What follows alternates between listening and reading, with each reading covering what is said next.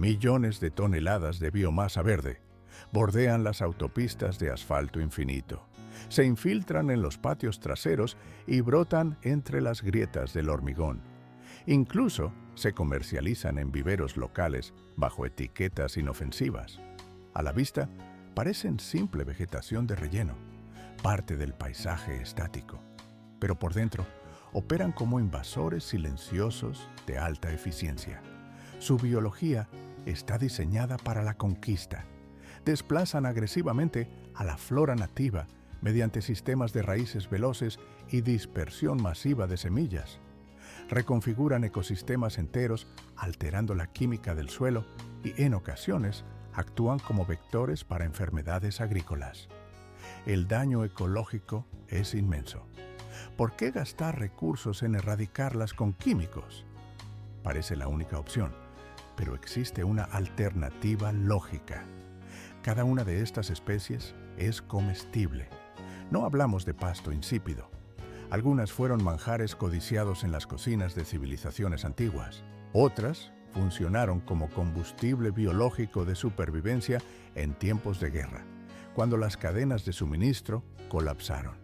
Unas pocas todavía resisten discretamente en recetas de alta gastronomía actual. Analizamos 10 plantas invasoras comestibles.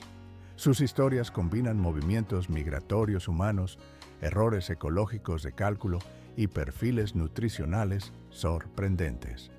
Aunque su presencia es crítica en Estados Unidos, la biología no reconoce fronteras políticas. El principio es universal en cualquier latitud. Lo que la agronomía moderna clasifica como mala hierba, a menudo es un recurso calórico gratuito escondido a plena vista. El análisis comienza con una planta de ingeniería natural superior. Su diseño mecánico inspiró una de las invenciones industriales más famosas del siglo XX. Bajo la lupa, la bardana, una hierba tenaz, un mecanismo de anclaje perfecto, ganchos diseñados por la evolución para no soltarse jamás. Esta es la bardana. Un ingeniero suizo observó con detenimiento cómo los frutos de esta hierba se adherían al pelaje de su perro tras una caminata. Bajo la lupa, notó que cada espina terminaba en un gancho elástico diminuto. No era pegamento, era física pura.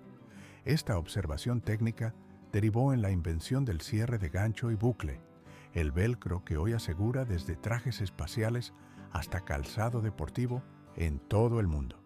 Pero mucho antes de inspirar patentes industriales, la bardana ya era una viajera experta. ¿Cómo cruza un océano una planta inmóvil? Utiliza al ser humano como vector de transporte. Llegó a Norteamérica desde Europa en el siglo XVII.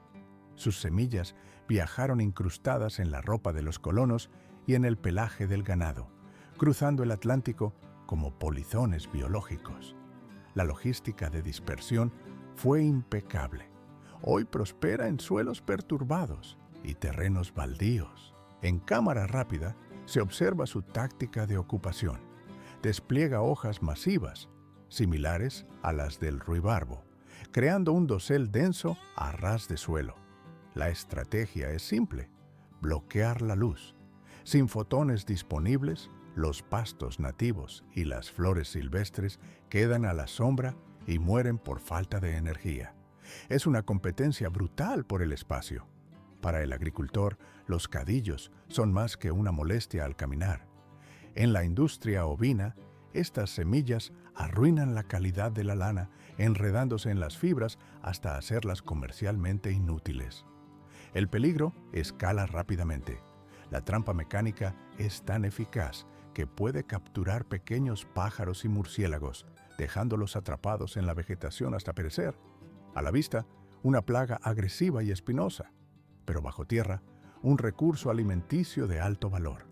En Japón, la raíz de bardana, conocida como gobo, es un vegetal fundamental. Se cultiva específicamente por su raíz pivotante, larga y delgada. Sabor a tierra húmeda, textura fibrosa. En la cocina, aporta una resistencia crujiente incluso después de ser salteada o hervida en caldos densos. Cosecharla cumple una doble función.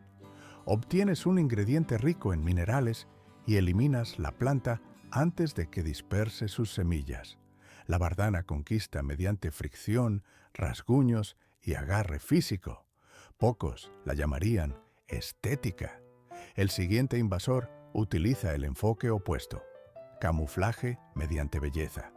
Ocupa las orillas de los ríos y los bordes de los bosques, desplegando espigas altas de flores púrpuras y blancas. Al caer la tarde, libera una fragancia dulce, similar al clavo de olor, saturando el aire nocturno. Se trata de la Hesperis, una planta tan atractiva visualmente que todavía se encuentra en muchos jardines ornamentales. 4 pétalos contra 5, una ecuación botánica mortal. La Matronalis posee una atracción visual innegable. Su pigmento púrpura engaña al ojo humano con facilidad. Por eso, se sigue comercializando activamente en mezclas de semillas de flores silvestres y se planta en jardines residenciales a lo largo de toda América. Pero esta planta europea es una impostora. Se asemeja tanto al phlox azul nativo que muchos propietarios la reciben con los brazos abiertos. No se dan cuenta de que están introduciendo a un invasor agresivo en su propio terreno. ¿Cómo distinguir al enemigo del aliado? La clave es aritmética simple. La Matronalis presenta estrictamente 4 pétalos en cada flor. El phlox nativo tiene 5.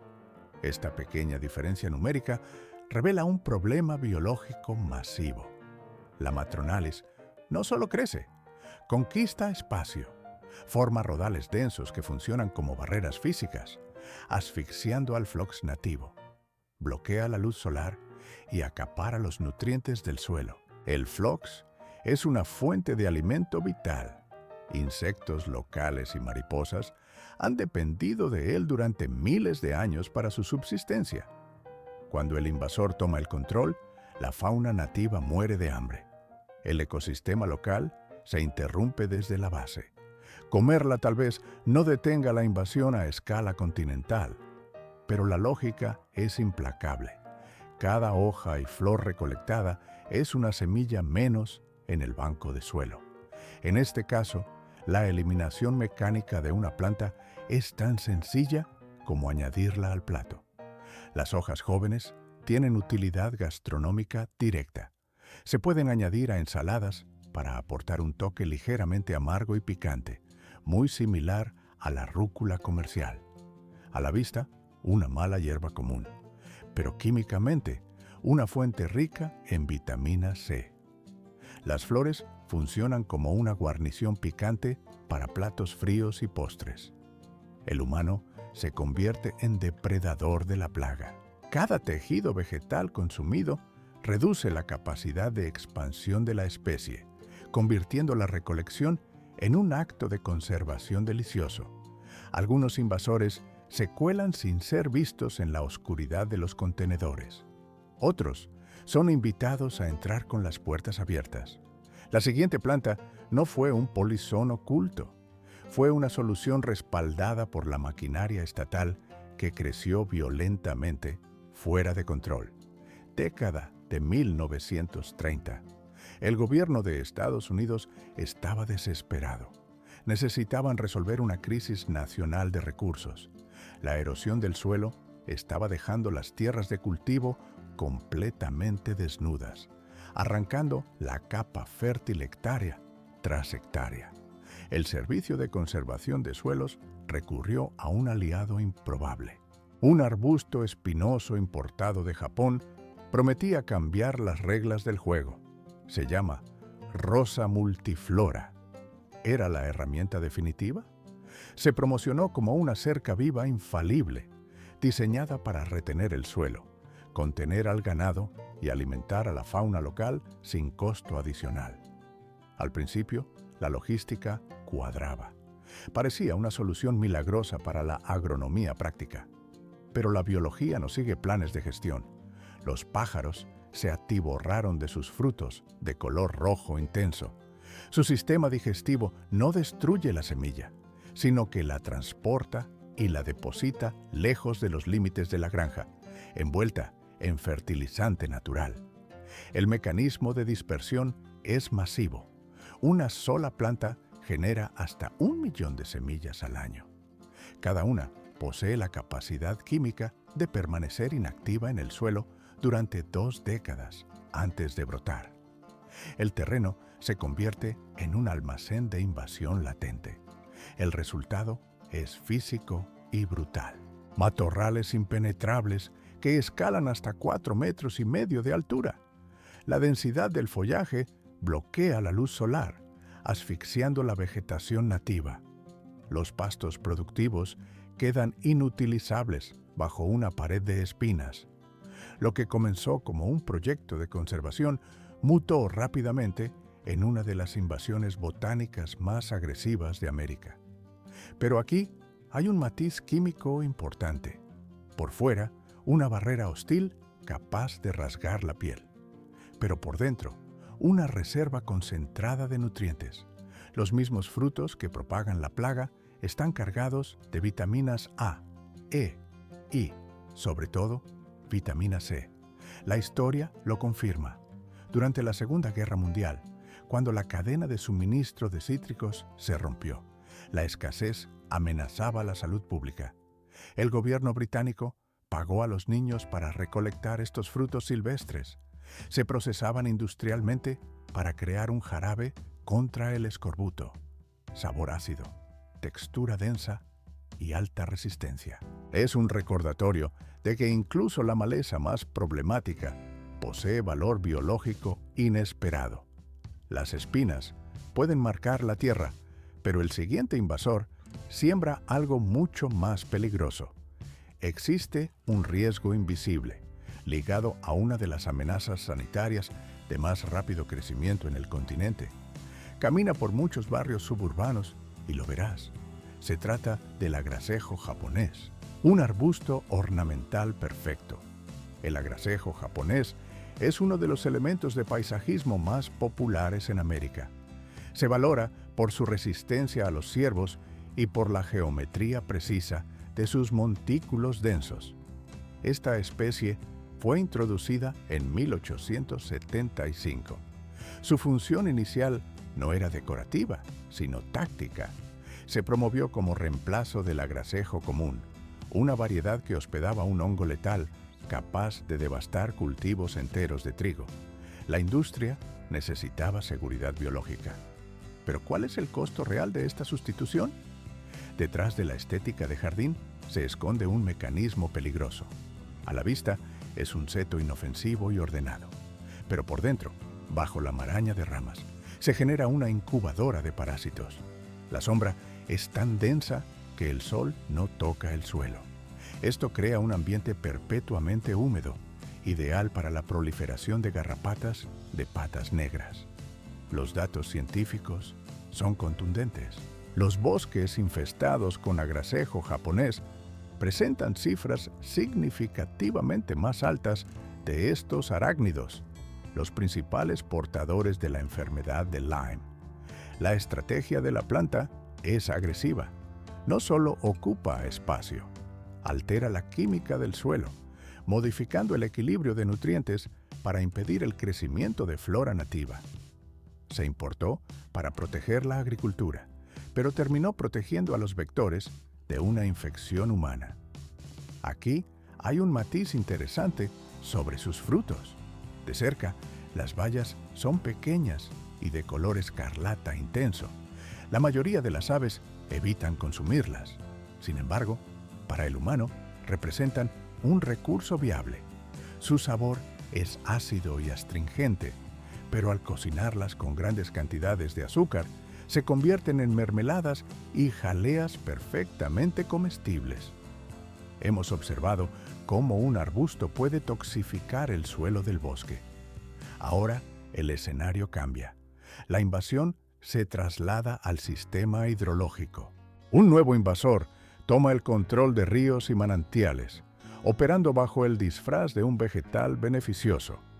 Seguramente, Lo has visto en los estantes refrigerados de supermercados costosos. Se vende empaquetado en plástico, presentado como un grano de ensalada delicado con un sabor picante característico. El berro es celebrado hoy como un superalimento esencial.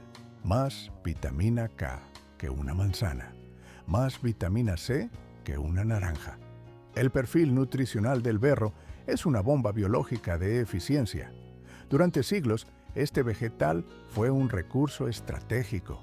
Griegos y romanos lo cultivaban sistemáticamente, no por placer culinario, sino por sus propiedades funcionales para la salud de la población. Pero ¿qué sucede cuando un cultivo controlado rompe sus barreras? El resultado es el caos ecológico. Traído a Estados Unidos por inmigrantes europeos, el berro estaba destinado a la mesa. Fue un error de cálculo. La planta escapó de las zonas de cultivo y hoy se clasifica como maleza nociva en docenas de estados. Su entorno ideal son los manantiales y arroyos de corriente lenta y temperatura baja. Allí, la planta despliega su estrategia de ocupación total. Vista a ras de agua. Los tallos se entrelazan formando esteras flotantes densas y pesadas. Estas estructuras físicas bloquean la luz solar. En la superficie parece un manto verde inofensivo, pero bajo el agua, la falta de radiación solar detiene la fotosíntesis de las plantas nativas. El flujo del agua se ralentiza drásticamente. El oxígeno disminuye. La fauna acuática pierde su hábitat y muere asfixiada bajo toneladas de biomasa invasora. La planta posee además un mecanismo de defensa química activo. Al triturar sus hojas, se rompen las estructuras celulares internas. Dos compuestos químicos separados se combinan al instante para crear una reacción conocida como aceite de mostaza. Para el consumidor es ese sabor picante distintivo. Para la planta es un arma disuasoria contra los herbívoros. La paradoja económica es evidente. En los estantes refrigerados del supermercado se comercializa como un superalimento esencial. Se vende salud, pero en la realidad del terreno se comporta como una plaga verde que estrangula los mismos cursos de agua que necesita para vivir. Si el berro domina los arroyos mediante la saturación física bruta, el siguiente invasor opera de forma más sutil. Utiliza la seducción. Envuelve el bosque con fragancia y lianas apretadas, hasta que ningún otro organismo puede respirar. Para muchos, el aroma dulce de la madre selva japonesa es inseparable del paisaje. Una sola gota de néctar. Eso es todo lo que ofrece. ¿Cómo puede un aroma tan inocente ocultar una amenaza biológica capaz de destruir hectáreas de bosque? Para muchos, la madre selva japonesa es un recuerdo sensorial de la infancia. Arrancar la flor, succionar el líquido azucarado, sabor a vainilla y miel en la lengua. Pero esa inocencia es una fachada táctica. La planta no existe para complacer al humano, existe para conquistar espacio físico. Llegó desde Japón a principios del siglo XIX como ornamento de jardín. Fue un error de cálculo biológico. La planta escapó rápidamente de los parterres controlados. En cámara rápida se observa el avance. Los tallos flexibles se lanzan hacia adelante, buscando soporte vertical en el bosque. No piden permiso, se enrollan como cables de acero. La enredadera detecta un tronco joven y comienza el ascenso en espiral. La presión aumenta con el crecimiento, estrangulando el flujo de savia del árbol anfitrión. Es una ejecución lenta. A simple vista, parece un manto verde y exuberante, pero bajo las hojas, el suelo del bosque muere de hambre lumínica. La copa de la madre selva es tan densa que bloquea casi toda la radiación solar. Sin luz, las flores silvestres nativas no pueden realizar la fotosíntesis. La germinación de nuevos árboles se detiene por completo. El suelo se vuelve estéril para la competencia, creando un monocultivo forzoso donde antes había biodiversidad. Aquí hay una ironía logística. El invasor destructor ofrece un recurso culinario. Las flores se recogen a mano antes de que se marchiten. Se sumergen en agua hirviendo. El resultado es un té fragante o un jarabe concentrado con notas complejas de jazmín. En una situación de escasez, es una fuente de azúcares y sabor accesible, aunque el precio ecológico sea alto. Incluso las invasiones más agresivas pueden ser procesadas para el consumo humano. La madre selva asfixia la tierra con dulzura visible. Pero la historia de las invasiones botánicas no termina aquí. Otro ocupante llegó en silencio, sin ser detectado, oculto en el lastre de tierra de los antiguos navíos de madera. Semillas y bulbos viajaron miles de kilómetros en la oscuridad de la bodega. Al llegar a las costas americanas, el lastre se volcó en los puertos. Mucho antes de convertirse en la maleza más común de los céspedes suburbanos, esta especie ya había establecido su dominio en los campos agrícolas. Un polizón botánico cruzó el océano sin ser detectado. Origen: Europa y Asia. Destino: el Nuevo Mundo. Ocurrió en el siglo XVIII. El ajo de campo no viajó en bodegas de lujo, sino escondido en el lastre sólido de los cargueros. Para sobrevivir a la travesía del Atlántico, los barcos necesitaban peso muerto. Toneladas de tierra y rocas llenaban los fondos de los cascos para ganar estabilidad. Al llegar a América, ese lastre repleto de semillas extranjeras se vertía en la orilla. Era una invasión biológica, silenciosa. ¿Por qué esta planta se expandió tan rápido? Porque es un oportunista agresivo. El ajo de campo, también llamado ajo silvestre, reclama territorio al instante. Visualmente parece un simple parche de cebollino dominando el césped. Hojas tubulares, verdes y huecas, apuntando al cielo. Pero bajo la lupa, su comportamiento es el de una plaga agrícola seria. El impacto económico es brutal. Si las vacas lecheras pastan sobre él, la producción se arruina. Los compuestos sulfurosos pasan al sistema digestivo del animal en minutos. La leche y la mantequilla adquieren un fuerte sabor a ajo. El resultado es mercancía invendible. Pérdidas directas para el granjero. El daño también alcanza los cultivos de cereales. Un solo brote puede contaminar campos de trigo enteros, arruinando el sabor de la harina procesada. Es un saboteador natural. Para la industria es un problema, pero para el recolector es un regalo. Toda la planta es comestible. No se desperdicia nada, desde las hojas que captan el sol hasta los bulbos subterráneos cargados de energía.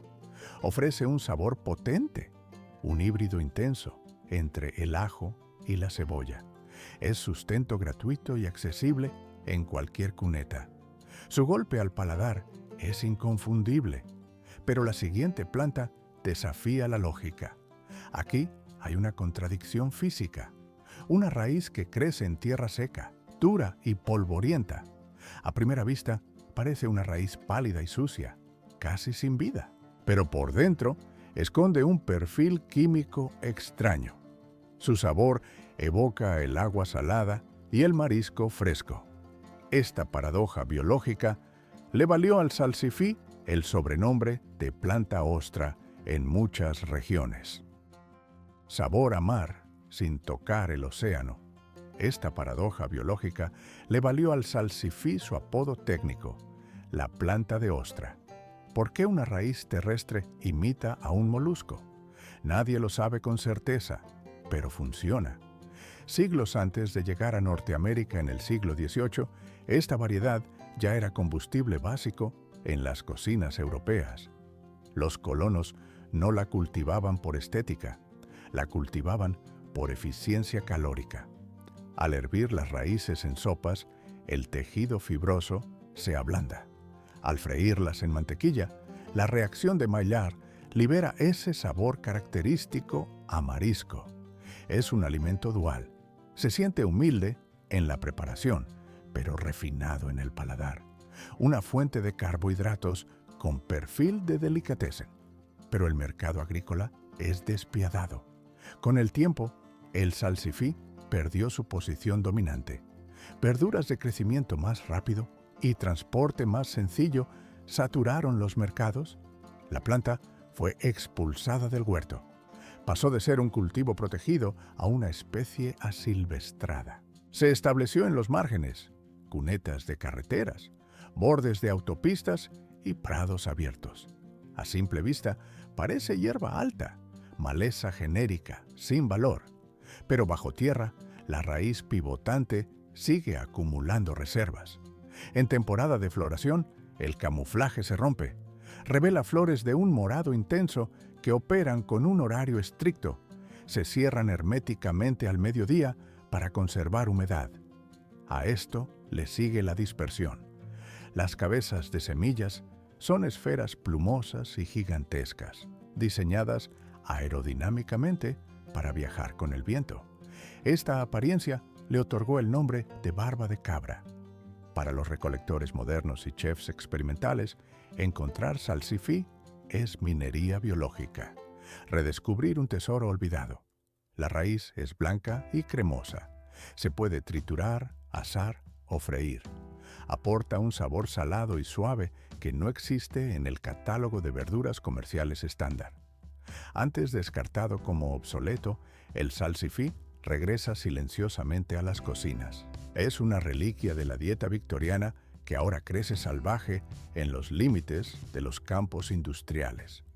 Aquí hay un contraste temporal. Mientras el salsifí se esconde bajo tierra durante meses, esperando la cosecha, el siguiente invasor opera en el extremo opuesto del reloj. Su ciclo visible dura solo unas horas cada mañana. Es una floración efímera, pero su legado genético supera su corta vida útil. En los rincones húmedos de los jardines y junto al asfalto mojado, un destello de pigmento azul eléctrico aparece con el sol. En cámara rápida se observa. La flor se abre y se desintegra casi con la misma velocidad. Es la flor de día asiática. 12 horas. Ese es el tiempo límite de operación biológica para esta flor. La comelina común activa sus mecanismos hidráulicos al amanecer. La presión de turgencia empuja los tejidos hacia afuera, desplegando una estructura asimétrica. 2 pétalos de un azul eléctrico dominan la parte superior, mientras un tercer pétalo blanco, pálido y reducido, cuelga debajo. Es una arquitectura floral diseñada para atraer polinizadores en tiempo récord. En cámara rápida se observa el colapso inmediato. Al caer la tarde, la planta corta el suministro de fluidos a la flor. Los pétalos se disuelven en una masa gelatinosa y desaparecen antes de la noche. El ciclo de reproducción visual es extremadamente corto. ¿Significa esta brevedad que la planta es débil? Todo lo contrario. La fragilidad aérea camufla una maquinaria de conquista subterránea. Mientras la flor muere, los tallos inician una expansión horizontal agresiva. Funcionan como estolones tácticos. En cada nodo que toca el suelo húmedo, la planta inyecta nuevas raíces, anclándose y clonándose a sí misma. El resultado es una alfombra densa que monopoliza la luz solar. Las especies nativas quedan sepultadas bajo esta red, privadas de fotones y nutrientes. No es convivencia, es desplazamiento por asfixia. A primera vista, una plaga agrícola, pero bajo la lupa histórica, una fuente de materia prima industrial. Durante siglos, en Japón, esta planta no se arrancaba, se procesaba. Los artesanos recolectaban miles de flores para extraer un pigmento azul orgánico mediante prensado. Este fluido botánico definió la paleta de color de los grabados ukiyo-e. Obras maestras de Hokusai contienen la esencia química de la misma hierba que hoy obstruye los campos de cultivo en otros continentes. El invasor actual fue el suministro artístico del pasado. La utilidad no termina en el lienzo. entra en juego la economía de supervivencia. Toda la planta es biomasa comestible: hojas, tallos y flores. Al corte, el tejido es tierno. Al paladar, ofrece un sabor dulce, similar al del guisante fresco, debido a la concentración de azúcares en la savia. Se puede consumir cruda sobre la marcha o cocida como verdura de hoja. En una crisis alimentaria, una parcela infestada de comelina no es un problema. Es un banco de calorías gratuito y renovable. Pero la naturaleza tiene invasores aún más obstinados. Donde la flor azul se retira con la oscuridad, el siguiente protagonista resiste a la intemperie. Vista de dron. Las orillas de las carreteras se encienden con manchas naranjas kilométricas. Son los lirios de día. Sus flores en forma de trompeta no se esconden. Colonizan el suelo compactado junto al asfalto, indiferentes a los gases de escape, salpicando el paisaje gris con una vitalidad que se niega a desaparecer. Manchas naranjas en el asfalto. Una señal de invasión silenciosa que avanza por las carreteras. Estos lirios llegaron desde Asia como simples adornos ornamentales, valorados por su resistencia extrema y nulo mantenimiento. Pero la biología no respeta las cercas de jardín. Las plantas escaparon al entorno salvaje, multiplicándose en densas colonias que hoy cubren zanjas, campos y riberas de ríos. A vista de dron, parecen inofensivas olas de color brillante, pero de cerca, la realidad es distinta. Por fuera, una flor vibrante, pero bajo tierra, un arsenal de guerra biológica. El secreto de su dominio reside en la arquitectura subterránea. Las raíces tuberosas y gruesas no solo crecen hacia abajo, se entrelazan horizontalmente como cables de acero, formando redes impenetrables que bloquean el suelo. No dejan espacio físico ni recursos hídricos para las plantas nativas. Es una toma de control territorial absoluta. Donde este lirio se establece, la biodiversidad local desaparece bajo un monocultivo implacable. Su apariencia alegre en la superficie enmascara una maquinaria de asfixia vegetal. ¿Por qué erradicar esta plaga con herbicidas costosos? Es un desperdicio de recursos. En realidad, es comida de alta gama. En la gastronomía china, esta planta invasora es un pilar culinario. Los capullos cerrados se deshidratan hasta convertirse en las llamadas agujas doradas, un ingrediente proteico esencial para sopas y salteados. La flor fresca ofrece otra experiencia sensorial. Al morderla, presenta una textura crujiente y un sabor dulce, liberando un frescor que aporta complejidad a cualquier ensalada simple. La dualidad biológica es desconcertante. En los arcenes de las carreteras americanas, la planta actúa como un depredador que borra la flora autóctona. En las mesas asiáticas, se sirve como un manjar delicado. El mismo código genético cumple dos funciones opuestas: plaga destructiva para el ecólogo y recurso nutricional para el cocinero.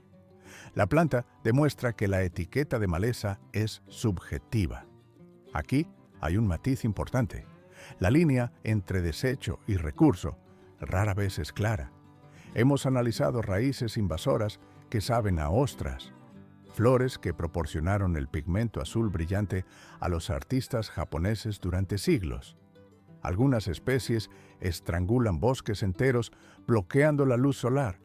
Otras obstruyen el flujo de los ríos con su biomasa y, sin embargo, muchas se siguen vendiendo en centros de jardinería ornamentales. Todas comparten un destino potencial: acabar en tu plato. Llámalas hierbas malas o llámalas alimento de supervivencia. Han sido ambas cosas durante cientos de años. Ahora tienes la información técnica necesaria para decidir. La próxima vez que veas esa mancha naranja en la cuneta, no verás solo un problema ecológico, verás un banquete gratuito esperando ser cosechado.